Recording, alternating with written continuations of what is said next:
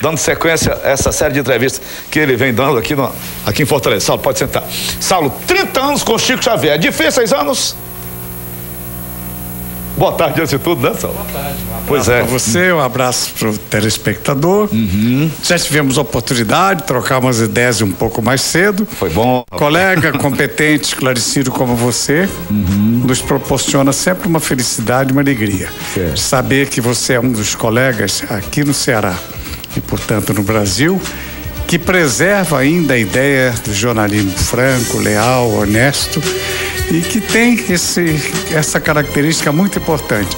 A notícia sem maquiagem. A minha luta sempre foi essa. A notícia sem maquiagem. E você, Paulo, é um dos companheiros que eu percebo nitidamente que tem esse jeito de ser. Fala aquilo que o povo quer ouvir para melhor entender. Estou muito satisfeito, muito agradecido pela acolhida. Olha, o Saulo tem uma vida, tem uma história de vida muito bonita. O Saulo tem 82 anos de idade, para quem não sabe. Já foi preso na época da ditadura. O Saulo fez grandes reportagens aqui do estado do Ceará, isso me alegra muito. O Saulo foi quem falou na época que o Oroz saiu levando tudo, não foi, Saulo? Como é que foi aquele momento, Saulo? Foi, eu trabalhava na Rádio Continental do Rio de Janeiro, aí subimos do drama do Oroz, cuja obra ainda em 1960 do governo Juscelino, você lembra? Estava incompleta e houve, como é natural, uma especulação política por parte da oposição na época, e quando estourou o Oroz, a primeira notícia que ecoou do Brasil, que a oposição, através do Carlos Lacerda, o ex-deputado e ex-governador do Rio de Janeiro, a primeira medida que a oposição tomou foi dizer que o dinheiro roubado, extraviado da obra do Oroz havia provocado aquele desastre. Não explicaram tecnicamente que havia problemas, que a seca na região era um problema contínuo, que por isso havia necessidade de fazer aquela barragem, que hoje eu sei que está na sua altura máxima normal de 54 metros. É uma obra monumental que nós temos aqui do Rio Jaguaribe. Você que é da terra e os telespectadores devem saber. Aquela pista que creio que ainda seja mesmo asfaltada de 10 metros lá em cima, aquela parede começa em 10 metros e vai a 270 metros de largura, numa extensão que, se não me falha a memória, de 630 ou 650 metros. Você está lembrando ainda? 630 ou 650 metros na época. Mas na época, ela não havia atingido aquela altura. E o volume da água que de repente se despejou no alto do Jaguaribe fez com que a barragem não resistisse. Ela ainda não tinha tido tempo técnico, não sei se a expressão é essa, de engenharia, não tinha tido ainda o tempo certo para seu amadurecimento. Material de peça qualidade, que a coisa vem de longe, né, Saulo? Exatamente, os problemas eram outros. Mas o objetivamente, o que aconteceu? A repercussão foi muito grande. O Rio era a capital da República. Eu era um repórter muito atuante já desde meus primeiros dias, desses 54 anos de atividade. Eu era amigo do Carlos Niemeyer, dono do Canal 100, que mantinha no cinema, né? O esporte, o futebol na tela, um oficial da aeronáutica da reserva, dono de um pequeno avião, me deu 2 cinegrafistas, nós viemos para o Ceará, tivemos problemas sérios até conseguir chegar, tivemos pane aqui na Bahia, no interior, enfim, depois de um dia e meio de dificuldade, nós chegamos ao Oroz. Objetivamente, o que aconteceu e a minha alegria, podemos prestar um serviço no Baixo Jaguaribe, porque esse detalhe é muito interessante. Hoje nós temos esse satélite e todo esse tipo de comunicação. Naquela época não havia isso, né, Paulo? É verdade. Então, me foi emprestado o serviço de rádio do DENOX, Departamento Nacional de Obras contra a Seca. Isso. Estava instalado em Icó, se não me engano, a 32 quilômetros do Oroz. Eu creio que isso mesmo. Me recordo alguma coisa. Cidade de Icó. Na cidade de Icó. Essa estação, eu usava do avião, o transmissor do avião, a estação do Icó, que estava no Icó, do DENOX, recebia a minha mensagem, transmitia aqui para Fortaleza, para a Rádio Dragão do Mar. Isso. Cuja onda curta era muito ouvida no Rio de Janeiro. Isso. Então eu transmitia os pedidos de socorro, as informações e descrevia em detalhes o que estava acontecendo no Oroz, nessas cidades, passando por várias cidades. Eu sei que a Foz do Rio era na cidade de Aracati. Passando por Iguatu e tantas outras cidades daquela região. Pois bem, para concluir, O emocionante na história, o importante, o serviço prestado, é que as autoridades aguardavam, aqui em Fortaleza em especial, informações de como estava a situação do povo em cada uma dessas cidades. E durante algumas horas, só uma informação havia, era do repórter que estava naquele avião. Então eu descrevia com os voos rasantes que o piloto experiente fazia por sobre aquelas cidades, eu descrevia detalhes do que eu via. Eu lembro que tinha uma cidade que tinha várias lojas, estabelecimentos comerciais com o nome de Brasília. Quando eu falei isso, o colega da Dragão do Mar aqui em Fortaleza disse: Brasília, a cidade que tem órgãos diversos com esse nome, comércio e hotel, etc. A cidade X, que eu não recordo o nome agora. Enfim, essa informação facilitou o trabalho da aeronáutica, que ato contínuo sobrevoava o local jogando mantimentos, remédios, etc. Uma forma de prestação de serviço. Isso marcou a minha vida profissional e foi o primeiro grande trabalho meu fora do Rio de Janeiro, ainda na década de 60, que não envolvia assunto policial, porque até então as minhas reportagens eram tiroteio na Assembleia de Maceió, Esquadrão da Morte e outros trabalhos mais. Hoje o Brasil está rico disso, né? De violência. Desculpa eu ser prolixo, mas em homenagem a você, ao seu espectador, ao seu telespectador, eu queria dar alguns detalhes de uma história histórica na minha vida profissional. Eu tenho um prazer muito grande do Saulo, é da extinta nossa TV Tupi. Ali foi uma perda muito grande para nós, não foi, Saulo? Sim, porque nós perdemos 7 emissoras, de uma delas aqui no Ceará, naquela época, que os 7 canais fechados a partir da Tupi em São Paulo, dia 2 de maio de 80, e eu era o repórter que estava no ar e que recebi ordem para tirar a emissora do ar, sem dizer qual o porquê, sem dizer o motivo. Aqui estava no ar a TV Ceará, que foi caçada com mais 6 emissoras associadas. Quem estava no ar era esse companheiro seu, na época que ela saiu do ar. Perfeito. A última imagem da TV Ceará Cadorã na época foi a minha. Então, a última imagem, por volta de 16 horas e 10 minutos, do dia 2, naquela data de 2 de 1980, do dia 2 de maio de 1980, era do seu amigo Saulo Gomes. Era o Saulo lá e o Paulo aqui. Saulo lá e Paulo aqui. E Paulo aqui. O Saulo agora volta para o Dragão, fez pela Dragão do Mar na época do Oroz, agora volta ao Dragão do Mar e Cultura. Exatamente, com uma alegria de falar de um tema como esse, de falar de amenidade, de contar um pouco do lado suave da vida, através principalmente da obra, mensagens e reportagens que realizei com o médico Chico Xavier. Você falou do Carlos Lacerda, eu me lembrei de Davi Nasser, no filme do Chico Xavier, que eu assisti ontem novamente, assisti pela segunda vez, e vou assistir a terceira, vez, eu preciso compreender aquilo ali. 2 jornalistas fazendo passar, um francês e outro americano. Tem uma cena lá muito interessante. Como é aquilo ali, sabe? Isso ocorreu na década de 50. Davi Nasser e Gemanzon representava a maior dupla de jornalistas do país na revista O Cruzeiro, justo o Cruzeiro, que também, junto com a Tupi e outros órgãos associados, foi fechado pelo governo federal. Eles se apresentaram ao Chico Xavier, aproveitando a própria situação do Gemanzon, francês que falava mal o português, se anunciaram como americanos e apresentaram uma pessoa como um tradutor deles, enganando o Chico. E esse depoimento recentemente eu vi numa TV a cabo, que eu não sei identificar nesse momento qual, o próprio Davi Nasser, numa entrevista de muitos anos passados, contando, ele mesmo contando essa história. Fizeram a tal reportagem escândalo, que resultou no afastamento. Enganando o Chico, né? Enganando o Chico. Dizendo que eram repórteres estrangeiros, não é? Exatamente. E o Chico pegou o Parnaso de Além Túmulo, seu primeiro livro de 1932, lindo aquele livro, autografou e entregou a eles. Eles não viram que o Chico tinha autografado. Foram embora felizes porque tinham conseguido envolver o Chico num grande escândalo que resultou no seu afastamento da imprensa. Eles queriam provar que o Chico era uma fraude, não é? Exatamente. E esse gelo eu quebrei em 68, quando eu consegui conversar com o Chico Xavier e trazê-lo para a Tupi 3 anos antes do Pinga Fogo, para a primeira entrevista do Chico na televisão, psicografando uma mensagem, inclusive pela primeira vez na televisão. Foi. Então, e o que aconteceu? O Davi Nasser foi para o Rio de Janeiro, ele e Gemanzon, e de repente na redação toca o telefone e os dois conversaram, espantados, um pedindo que o outro abrisse o livro e lesse o que lá estava. Isto foi exibido e contado. Estava a dedicatória, assinada não pelo Chico, mas por Emanuel, endereçada ao bom amigo Davi Nasser e ao bom amigo Jean Manzon. Citando o nome de cada um deles. E a partir daí o Davi Inácio não disse nunca que tenha passado a ser espírita, mas disse que a sua cabeça mudou, como hoje Daniel Filho, meu amigo, companheiro, ateu declarado, Nelson Xavier. E o Nelson Xavier, ateu, integrante, participante, que é um direito dele, do Partido Comunista, os dois dizem a mesma coisa que Davi Inácio disse anos depois. O Nelson falou meu depois programa. Depois do programa, a história não é mesmo. O Nelson disse, Paulo, eu mudei todo o meu conceito com relação a isso aí, não é? Outro que também mudou o conceito muito foi o Tony Ramos, não foi? É, o Tony Ramos que ela é bem assim, que aparece falando com todas as letras ele é o diretor de TV, ele é o falecido Luiz Galon, que foi o nosso diretor de TV no programa. Almir Guimarães, já falecido, era o mediador.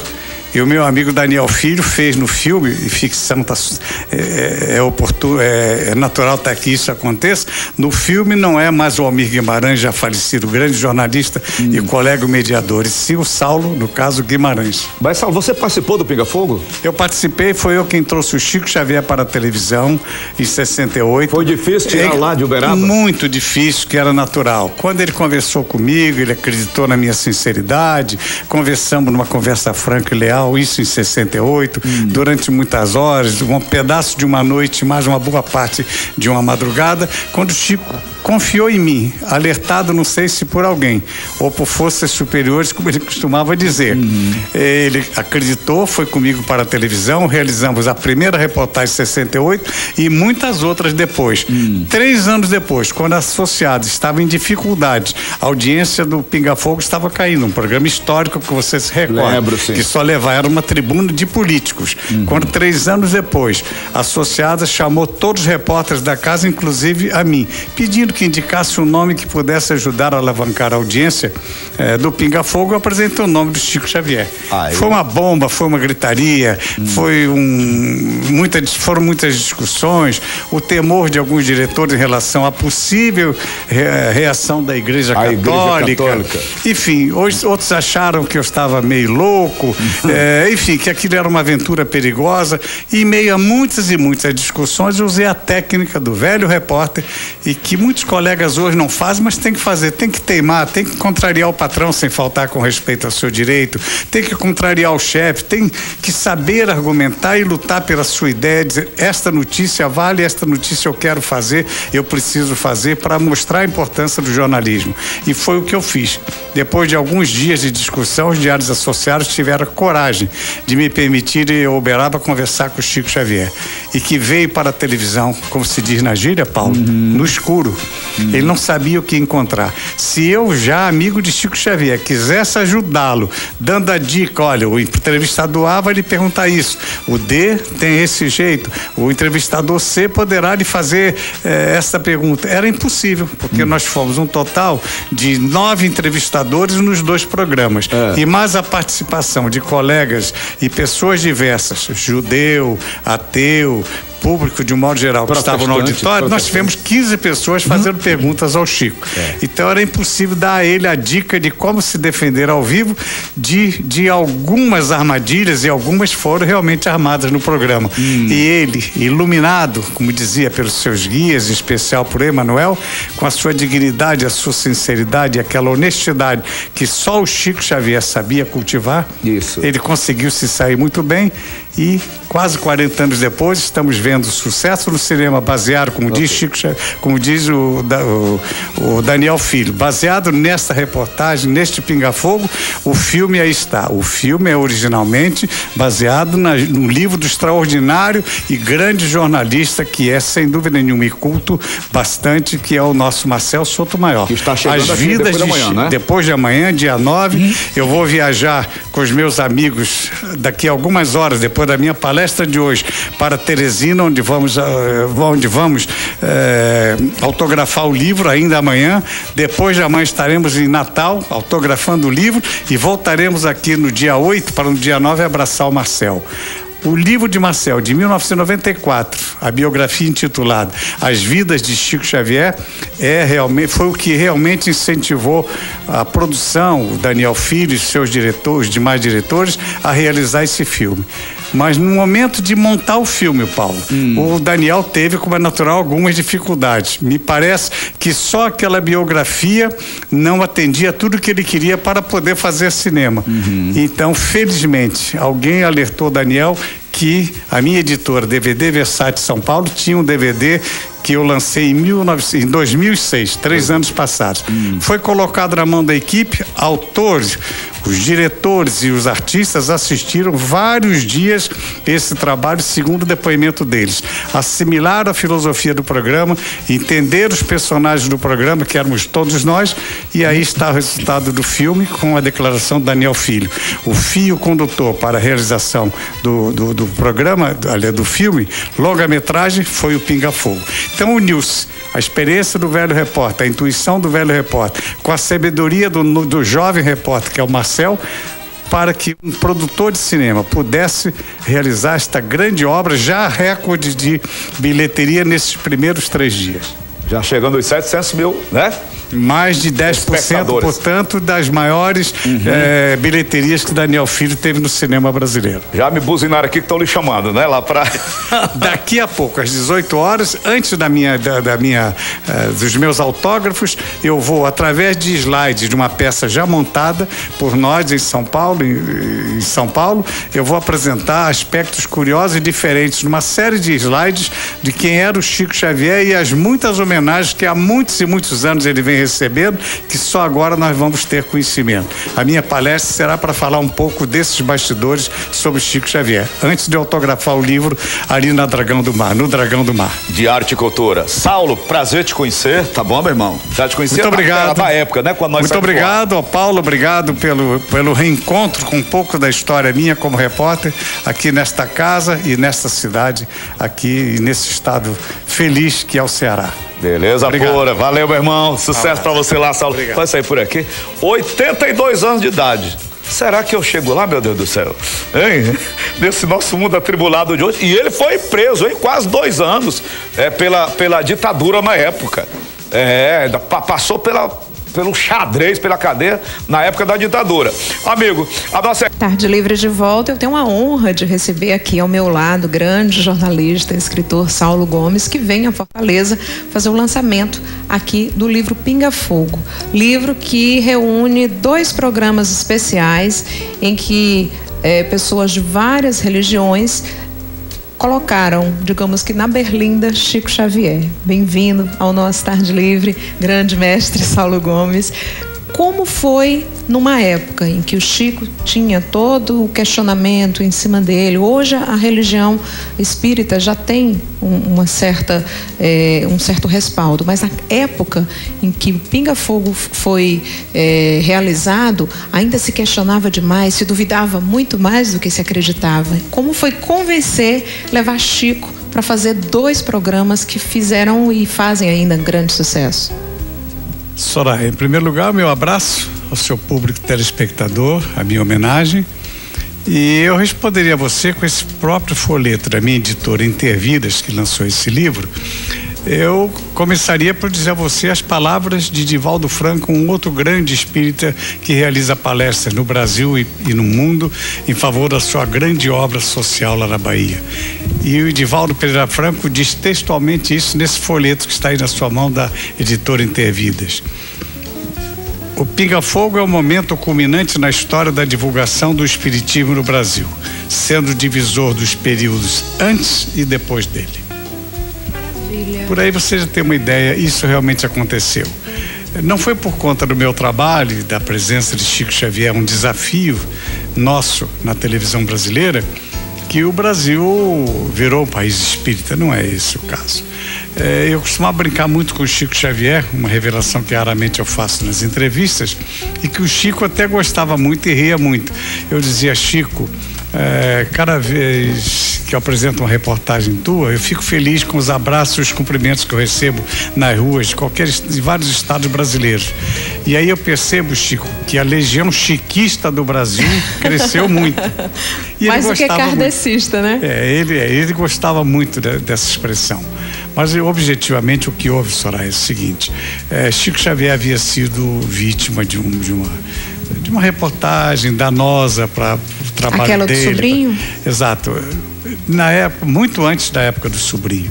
Na década de 50, uma reportagem publicada na revista O Cruzeiro, que era uma grande revista dos diários e emissoras associadas, com um detalhe que é muito importante. A revista O Cruzeiro era o carro-chefe das publicações das revistas brasileiras. Para que se tenha uma ideia, quando o Brasil tinha apenas 50 milhões de habitantes, hoje temos 190 e qualquer coisa, a revista O Cruzeiro editava por semana em português 750 mil exemplares e 120 mil exemplares em espanhol, para países que falam a língua espanhola. Então veja que coisa fantástica. E por aí pode você, o telespectador, analisar o que foi a força dessa revista com uma reportagem explosiva e que envolvia o Chico numa posição deplorável, comentários desairosos em relação a ele, a materialização que era o tema da reportagem. Veja, Soraya, o destino como é importante.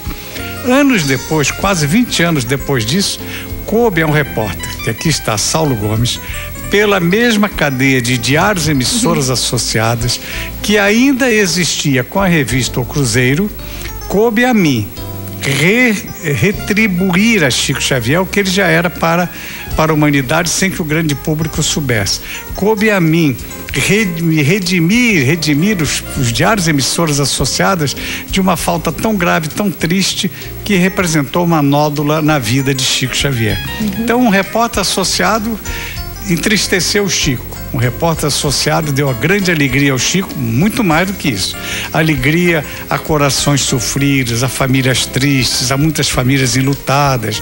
Graças àquele trabalho, milhares de mães e pais, ou centenas de pais e mães, descobriram o endereço de Chico Xavier por intermédio da minha reportagem, puderam se dirigir ao Uberaba e receber dele essas mensagens lindas, algumas das quais eu estou citando no meu trabalho, mas em especial o Daniel Filho no filme, que aí está, contando as vidas de Chico Xavier, que também retrata esses momentos de felicidade, de alegria para aqueles pais enlutados. Esse ano é um ano especial, né? O centenário de Chico Xavier, tem um filme que está em cartaz, já está batendo um recorde de público, e aqui nós temos o Glauber Paiva e o Joy Pimentel, que estão fazendo outro filme, que são As Mães de Chico Xavier. Exato. Então é um ano em que se reverencia, se baixa aí a cabeça. E já tivemos Bezerra de Menezes. Bezerra de Menezes também da mesma dupla. Agora, e a Globo lançando agora também uma novela de fundo espírita, há alguns documentários anunciados, há alguns especiais que estão sendo anunciados em várias redes de televisão. O Brasil, ele se rendeu ao espiritismo mais por conta desse trabalho do Chico Xavier?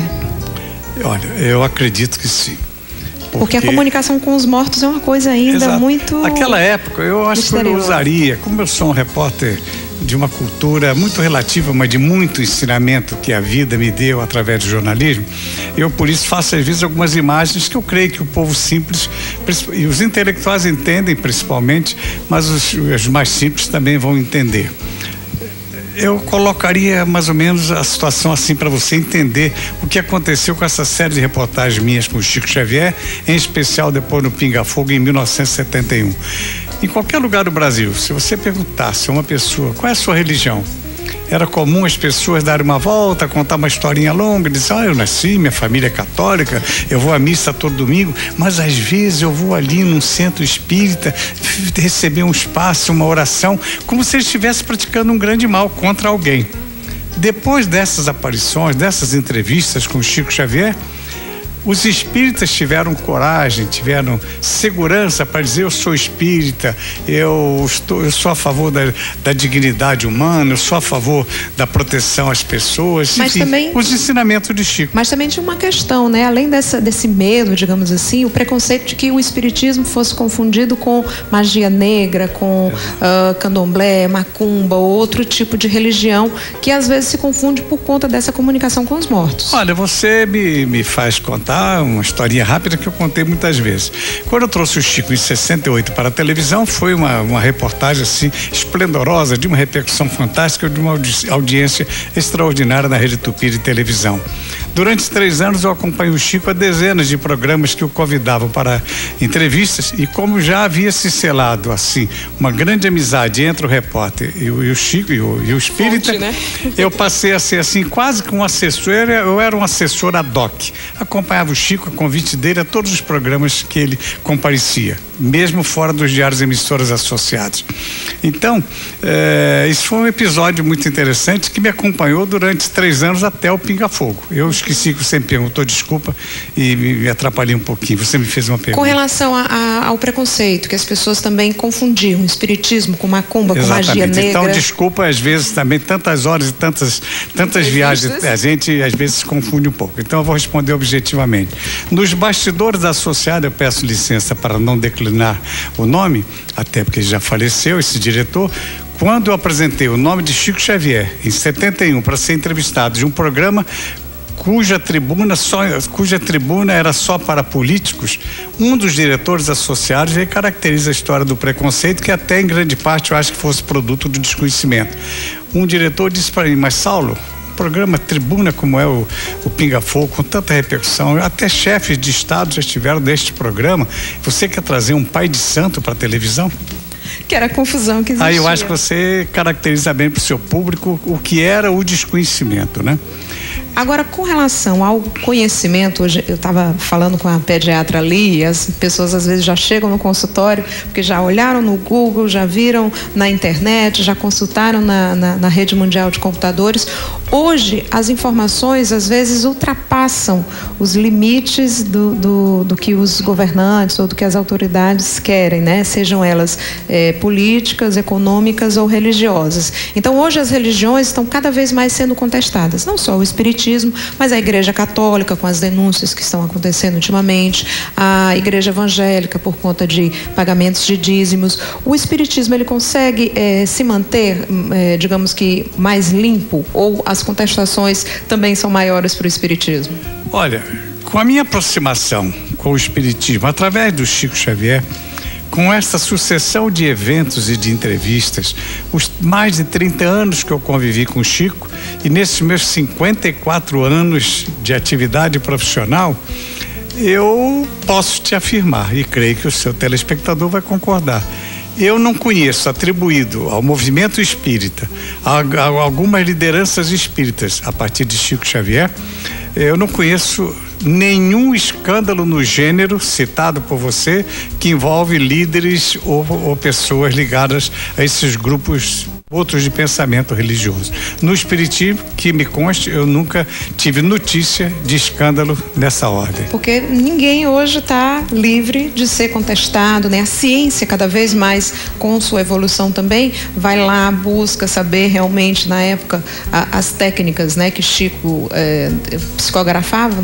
Na época, as técnicas para identificar caligrafias e assinaturas não eram tão avançadas quanto hoje. Então, cada vez mais se tem acesso a informações que possam contestar verdades ou mentiras. Exato. E o espiritismo continua se mantendo aí como uma verdade incontestável. E um detalhe, né, Soraya? Nós sabemos que há um bom número de bons psicógrafos no Brasil, mas o Chico Xavier surgiu à frente de todos e teve todo esse tipo de trabalho, quase 500 livros editados, produto da sua psicografia, desde 1932, com a primeira obra, Parnaso de Além Túmulo. E alguns anos passados, alguns cientistas no mundo, a partir da Rússia, a Rússia foi o primeiro país que eu tenho conhecimento que fez estudos profundos nas suas universidades e encontrou explicação no campo científico para a psicologia, para a psicografia. Isso eu acho que é um dado importante. Vamos voltar um pouquinho para o livro que vai ser lançado hoje aqui em Fortaleza. A gente tem aqui imagens do livro. É a transcrição exata de 2 programas que foram ao ar na década de 70. De 71, o Pinga Fogo pela primeira vez está na íntegra nessa produção da mais nova editora do Brasil, editora Candeias. Ela é de uma cidade chamada Catanduva, no interior de São Paulo. Estaremos às 6 horas lá nesse espaço cultural Dragão do Mar para autografar um livro. Esse livro realmente ele serviu, a exemplo do meu DVD, que corresponde ao mesmo tema, de 3 anos passados, que, como disse Daniel Filho, ele é o fio condutor para o Daniel Filho conseguir fazer o que fez no cinema brasileiro. Eu particularmente estou até muito feliz, porque para surpresa minha, meu amigo e colega Daniel Filho me reservou uma grande sensação e uma emoção muito grande. Quando eu fui com ele, a convite dele, assistir o pré-lançamento do filme Uberaba, no dia 12 de março, e que de repente eu vejo meu amigo e companheiro Paulo Goulart vivendo o personagem Saulo no filme, que é realmente alguma coisa de extraordinário. Falando em bastidores, né? Bastidores do filme, bastidores do Pinga Fogo, durante esses 2 programas ou durante as várias entrevistas e as várias vezes em que o senhor acompanhou o Chico Xavier, teve algum momento assim que o senhor disse, poxa, isso aconteceu, eu estou presenciando isso? Que tipo de manifestação, digamos assim, pode ter acontecido? Olha, eu fiz com muita segurança, com muita convicção. E o próprio Chico dizia que, para muitos amigos, que eu tinha uma missão muito importante na história dele, do espiritismo, pelo fato de ter lutado, ter conseguido ganhar a confiança dele, trazê-lo para a televisão, para a primeira entrevista de 68 e participar de todos os grandes eventos de sua vida, especialmente quando fui convidá-lo para o Pinga Fogo. Quando convidei para o Pinga Fogo, ele tomou um susto. Dentro do seu jeito, além do mais humilde, ele foi a primeira coisa que ele manifestou a mim. Saulo, você é um amigo querido, eu confio em você e lhe agradeço, mas eu não tenho competência para ir a um programa como Pinga Fogo. Aquilo é um programa para estadistas, para grandes personalidades, como se ele não fosse nada. O jeitinho dele de sempre, que ele sempre dizia que ele era aquela poeira que nós levantamos por aí. Pois bem, então realmente esse programa, esse Pinga Fogo, fez com que a gente repensasse muita coisa na vida. E objetivamente, pelo que você me perguntou, eu pensei e tinha certeza pela minha experiência de que nós teríamos uma boa repercussão daquele trabalho, mas nunca na minha cabeça passou a ideia, a informação que poderíamos ter um recorde absoluto de audiência até este momento, até esse novo século que estamos vivendo. Nunca houve uma audiência igual. E muito menos que 40 anos depois estivesse no seu programa, Soraya, em tantos programas no Brasil, respondendo a esta emoção, a esse meu trabalho realizado há quase 40 anos, retratado neste livro, retratado no meu DVD, retratado no próprio filme de Daniel Filho. E você hoje à noite, lá no Dragão do Mar, pode acompanhar um pouco mais, perguntar, tirar dúvidas que a gente não pode tirar num programa de televisão, que hoje ninguém consegue mais esticar como na época do Pinga Fogo, né? Ah, sim. Então, até porque eu vou fazer, antes do lançamento do livro lá no Dragão do Mar, eu vou fazer uma exposição de 30, 40 minutos, não sei, mostrando algumas coisas até inéditas que o Brasil, especialmente o Ceará, não conhece, que ocorreram com Chico Xavier, uma série de reportagens flagrantes, uma série de entrevistas, mas principalmente de homenagens prestadas a Chico Xavier de um significado fora do comum. Eu vou mostrar isso na minha palestra que antecede a noite de autógrafos do livro. Então tá aí, você não pode perder. Eu agradeço demais a participação do jornalista e escritor Saulo Gomes aqui no Tarde Livre, que veio falar sobre o livro Pinga Fogo. Vou ficando por aqui. Um grande beijo de Ceará, um beijo Maior Brasil, um cheiro grande para todo mundo e amanhã às 3 horas da tarde ao vivo a gente volta a se encontrar. Até lá.